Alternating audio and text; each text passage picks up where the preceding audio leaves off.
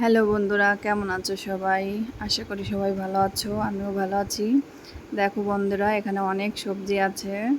কি সবজি দিয়ে তরকারি রান্না করব বুঝতে পারছি না, তাই একটা একটা করে সবজিগুলো দেখছি যে কোন সবজিটা দিয়ে তরকারি রান্না করব। দেখুন কত বড় একটা কুমড়ো, এখানে কচুও আছে। অনেক সবজি হয়ে গেলে বোঝা যায় না যে কী দিয়ে রান্না করব।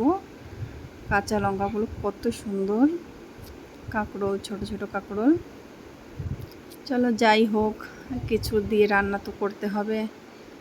চলো দেখি রান্না করি গিয়ে, কী দিয়ে রান্না করব। রান্না তো করতে হবে। দেখো বন্ধুরা, আমার রান্নাটা হয়ে গেছে। এখানে আছে ভাত, দেখুন। আর এখানে আছে লাল শাক ভাজি আর মাছের ডিম। আর এখানে আছে কমলি শাক দিয়ে মাছ দিয়ে তরকারি করেছি, বেশি কিছু করিনি, অল্প পরিমাণ। আর এখানে ডিমের ঝোল করেছি। রান্নাটা পুরো দেখাতে পারিনি, আমার রান্নাঘরটা অনেক ছোট তো।